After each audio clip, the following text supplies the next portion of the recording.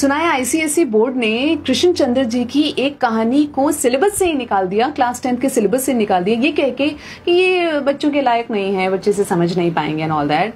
और ये भी सुना है कि असली वजह है कि हमारे कुछ सियासतदान, हमारे कुछ पॉलिटिशियंस, नेता, उन्हें इस कहानी से थोड़ा डर लग रहा है। क्या है इस कहानी में जिससे उन्हें इतना डर लग रहा है? ये तो तब पता चलेगा जब कहानी पढ़ी जाएगी। सिलेबस से तो निकल गई है, अब पढ़ने में और भी ज्यादा मजा आएगा।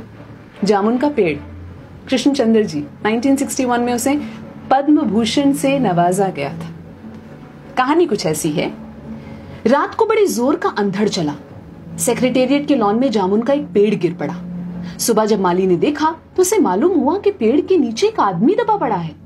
माली दौड़ा दौड़ा चपरासी के पास गया, चपरासी दौड़ा दौड़ा क्लर्क के पास गया, क्लर्क दौड़ा दौड़ा सुपरिटेंडेंट के पास गया, सुपरिटेंडेंट दौड़ा दौड़ा बाहर लॉन में आया। मिनटों में ही गिरे हुए पेड़ के नीचे दबे आदमी के इर्द गिर्द मजमा इकट्ठा हो गया। बेचारा जामुन का पेड़ कितना फलदार था, एक क्लर्क बोला। इसकी जामुन कितनी रसीली होती थी, दूसरा क्लर्क बोला। मैं फलों के मौसम में झोली भर के ले जाता था, मेरे बच्चे इसकी जामुनें कितनी खुशी से खाते थे, तीसरे क्लर्क का ये कहते हुए गला भर गया। मगर ये आदमी, माली ने पेड़ के नीचे दबे आदमी की तरफ इशारा किया। हाँ, ये आदमी, सुपरिटेंडेंट सोच में पड़ गया। पता नहीं जिंदा है कि मर गया, एक चपरासी ने पूछा। मर गया होगा, इतना भारी तना जिसकी पीठ पर गिरे वो बच कैसे सकता है, दूसरा चपरासी बोला। नहीं, मैं जिंदा हूं, दबे हुए आदमी ने बमुश्किल कराते हुए कहा। जिंदा है? एक क्लर्क ने हैरत से कहा। पेड़ को हटाकर इसे निकाल लेना चाहिए, माली ने मशवरा दिया। मुश्किल मालूम होता है, एक काहिल और मोटा चपरासी बोला। पेड़ का तना बहुत भारी और वजनी है। क्या मुश्किल है, माली बोला।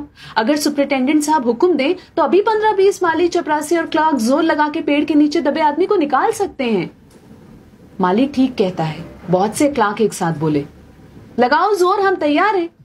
एकदम बहुत से लोग पेड़ को काटने पर तैयार हो गए। ठहरो, सुपरिटेंडेंट बोला, मैं अंडर सेक्रेटरी से मशवरा कर लूं। सुपरिटेंडेंट अंडर सेक्रेटरी के पास गया, अंडर सेक्रेटरी डेप्यूटी सेक्रेटरी के पास गया, डेप्यूटी सेक्रेटरी जॉइंट सेक्रेटरी के पास गया, जॉइंट सेक्रेटरी चीफ सेक्रेटरी के पास गया, चीफ सेक्रेटरी ने जॉइंट सेक्रेटरी से कुछ कहा, जॉइंट सेक्रेटरी ने डेप्यूटी सेक्रेटरी से कुछ कहा, डेप्यूटी सेक्रेटरी ने अंडर सेक्रेटरी से कुछ कहा। फाइल चलती रही। इसी में आधा दिन गुजर गया। दोपहर को खाने पर दबे हुए आदमी के इर्द गिर्द बहुत भीड़ हो गई थी। लोग तरह तरह की बातें कर रहे थे। कुछ मनचले क्लर्कों ने मामले को अपने हाथ में लेना चाहा। वो हुकूमत के फैसले का इंतजार किए बगैर पेड़ को खुद से हटाने की तैयारी कर रहे थे कि इतने में सुपरिटेंडेंट फाइल लिए भागा भागा आया। बोला, हम लोग खुद से इस पेड़ को यहाँ से नहीं हटा सकते। हम लोग वाणिज्य विभाग के कर्मचारी हैं और ये पेड़ का मामला है। पेड़ कृषि विभाग के तहत आता है, इसलिए मैं इस फाइल को अर्जेंट मार्क करके कृषि विभाग को भेज रहा हूँ। वहां से जवाब आते ही इसको हटवा दिया जाएगा। दूसरे दिन कृषि विभाग से जवाब आया कि पेड़ हटाने की जिम्मेदारी तो वाणिज्य विभाग की ही बनती है। ये जवाब पढ़कर वाणिज्य विभाग को गुस्सा आ गया। उन्होंने फौरन लिखा कि पेड़ों को हटवाने या ना हटवाने की जिम्मेदारी कृषि विभाग की है, वाणिज्य विभाग का इस मामले से कोई ताल्लुक नहीं है। दूसरे दिन भी फाइल चलती रही। शाम को जवाब आ गया, हम इस मामले को हॉर्टिकल्चर विभाग के सुपुर्द कर रहे हैं, क्योंकि ये एक फलदार पेड़ का मामला है और कृषि विभाग सिर्फ अनाज और खेतीबाड़ी के मामलों में फैसला करने का हक रखता है। जामुन का पेड़ एक फलदार पेड़ है, इसलिए पेड़ हॉर्टिकल्चर विभाग के अधिकार क्षेत्र में आता है। रात को माली ने दबे हुए आदमी को दाल भात खिलाया। हालांकि लॉन के चारों तरफ पुलिस का पहरा था कि कहीं लोग कानून को अपने हाथ में लेकर पेड़ को खुद से हटवाने की कोशिश ना करें। मगर एक पुलिस कांस्टेबल को रहम आ गया और उसने माली को दबे हुए आदमी को खाना खिलाने की इजाजत दे दी। माली ने दबे हुए आदमी से कहा, तुम्हारी फाइल चल रही है, उम्मीद है कि कल तक फैसला हो जाएगा। दबा हुआ आदमी कुछ न बोला। माली ने पेड़ के तने को गौर से देखकर कहा, अच्छा है तना तुम्हारे कूल्हे पर गिरा, अगर कमर पर गिरता तो रीढ़ की हड्डी टूट जाती। दबा हुआ आदमी फिर भी कुछ न बोला। माली ने फिर कहा, तुम्हारा यहाँ कोई वारिस हो तो मुझे उसका अता पता बताओ, मैं उसे खबर देने की कोशिश करूंगा। मैं लावारिस हूं, दबे हुए आदमी ने बड़ी मुश्किल से कहा। माली अफसोस जाहिर करता हुआ वहां से हट गया। तीसरे दिन हॉर्टिकल्चर विभाग से जवाब आ गया। बड़ा कड़ा जवाब लिखा गया था, काफी आलोचना के साथ। उससे हॉर्टिकल्चर विभाग का सेक्रेटरी साहित्यिक मिजाज का आदमी मालूम होता था।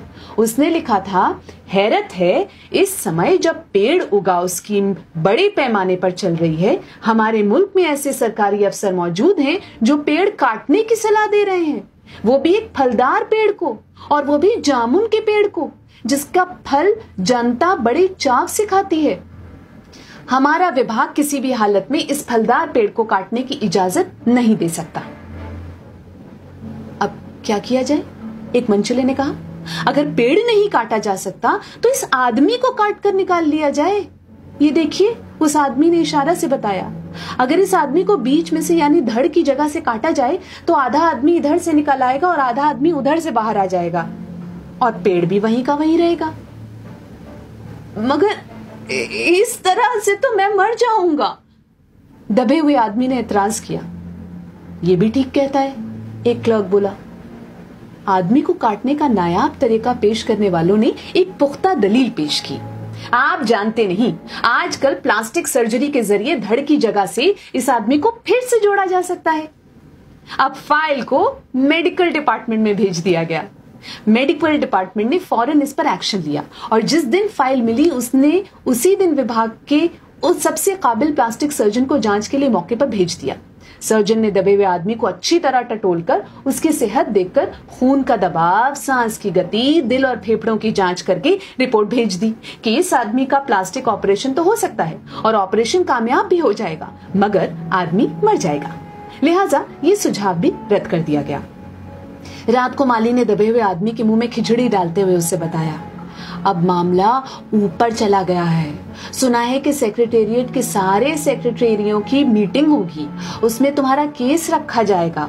उम्मीद है सब काम ठीक हो जाएगा।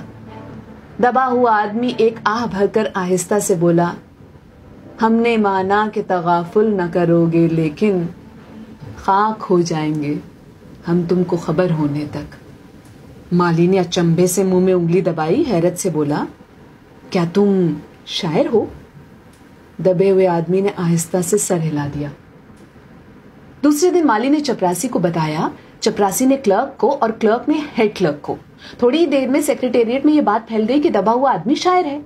बस फिर क्या था, लोग बड़ी संख्या में शायर को देखने के लिए आने लगे। इसकी खबर शहर में फैल गई और शाम तक मोहल्ले मोहल्ले से शायर जमा होने शुरू हो गए। सेक्रेटेरिएट का लॉन भांति भांति के शायरों से भर गया। सेक्रेटेरिएट के कई क्लर्क और अंडर सेक्रेटरी तक, जिन्हें अदब और शायर से लगाव था, रुक गए। कुछ शायर दबे हुए आदमी को अपनी गजलें सुनाने लगे। कई क्लर्क अपनी गजलों पर उनसे सलाह मशवरा मांगने लगे। जब ये पता चला कि दबा हुआ आदमी शायर है तो सेक्रेटेरिएट की सब कमेटी ने फैसला किया कि चूंकि दबा हुआ आदमी एक शायर है, लिहाजा इस फाइल का ताल्लुक ना तो कृषि विभाग से है और ना ही हॉर्टिकल्चर विभाग से, बल्कि सिर्फ संस्कृति विभाग से है। अब संस्कृति विभाग से गुजारिश की गई कि वो जल्द से जल्द इस मामले में फैसला करें और इस बदनसीब शायर को इस पेड़ के नीचे से रिहाई दिलवाई जाए। फाइल संस्कृत विभाग के अलग अलग सेक्शन में होती हुई साहित्य अकादमी के सचिव के पास पहुंची। बेचारा सचिव उसी वक्त अपनी गाड़ी में सवार होकर सेक्रेटेरिएट पहुंचा और दबे हुए आदमी से इंटरव्यू लेने लगा। तुम शायर हो? उसने पूछा।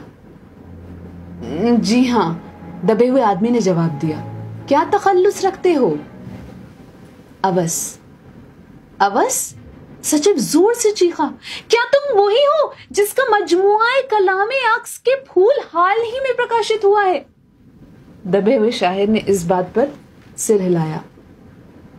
क्या तुम हमारी अकादमी के मेंबर हो? सचिव ने पूछा। नहीं। हैरत है, सचिव जोर से चीखा, इतना बड़ा शायर, अवस के फूल का लेखक और हमारी अकादमी का मेंबर नहीं? उफ, कैसी गलती हो गई हमसे। कितना बड़ा शायर और कैसे गुमनामी के अंधेरे में दबा पड़ा है। गुमनामी के अंधेरे में नहीं, बल्कि एक पेड़ के नीचे दबा हुआ। भगवान के लिए मुझे इस पेड़ के नीचे से निकालिए। अभी बंदोबस्त करता हूं, सचिव फौरन बोला और फौरन जाकर उसने अपने विभाग से रिपोर्ट पेश की। दूसरे दिन सचिव भागा भागा शायर के पास आया और बोला, मुबारक हो, मिठाई खिलाओ, हमारी सरकारी अकादमी ने तुम्हें अपनी साहित्य समिति का सदस्य चुन लिया है। ये लो ऑर्डर की कॉपी। अरे मुझे मगर इस पेड़ के नीचे से तो निकालो, दबे हुए आदमी ने कर्राह कर कहा। उसकी सांस बड़ी मुश्किल से चल रही थी और उसकी आंखों से मालूम होता था कि वो बहुत कष्ट में है। ये हम नहीं कर सकते, सचिव ने कहा। जो हम कर सकते थे वो हमने कर दिया। बल्कि हम तो यहां तक कर सकते हैं कि अगर तुम मर जाओ तो तुम्हारी बीवी को पेंशन दिला सकते हैं। अगर तुम आवेदन दो तो हम ये भी कर सकते हैं। मैं अभी जिंदा हूं, शायर रुक रुक कर बोला। मुझे जिंदा रखो। मुसीबत ये है कि सरकारी अकादमी का सचिव हाथ मलते हुए बोला, हमारा विभाग सिर्फ संस्कृति से ताल्लुक रखता है। आपके लिए हमने वन विभाग को लिख दिया है, अर्जेंट लिखा है। शाम को माली ने आकर दबे हुए आदमी को बताया कि कल वन विभाग के आदमी आकर इस पेड़ को काट देंगे और तुम्हारी जान बच जाएगी। माली बहुत खुश हुआ। हालांकि दबे हुए आदमी की सेहत जवाब दे रही थी, मगर वो किसी न किसी तरह अपनी जिंदगी के लिए लड़े जा रहा था। कल तक सुबह तक किसी न किसी तरह उसे जिंदा रहना है। दूसरे दिन जब वन विभाग के आदमी आरा कुल्हाड़ी लेकर पहुंचे तो उन्हें पेड़ काटने से रोक दिया गया। मालूम हुआ कि विदेश मंत्रालय से हुक्म आया है कि इस पेड़ को न काटा जाए। वजह यह थी कि इस पेड़ को 10 साल पहले पिटोनिया के प्रधानमंत्री ने सेक्रेटेरिएट के लॉन में लगाया था। अब ये पेड़ अगर काटा गया तो इस बात का पूरा अंदेशा था कि पिटोनिया सरकार से हमारे संबंध हमेशा के लिए बिगड़ जाएंगे। मगर एक आदमी की जान का सवाल है, एक क्लर्क गुस्से से चिल्लाया। दूसरी तरफ दो हुकूमतों के ताल्लुकात का सवाल है। दूसरे क्लर्क ने पहले क्लर्क को समझाया, और ये भी तो समझ लो कि पिटोनिया सरकार हमारी सरकार को कितनी मदद देती है। क्या हम इनकी दोस्ती की खातिर एक आदमी की जिंदगी को भी कुर्बान नहीं कर सकते? शायर को मर जाना चाहिए? बिल्कुल। अंडर सेक्रेटरी ने सुपरिटेंडेंट को बताया।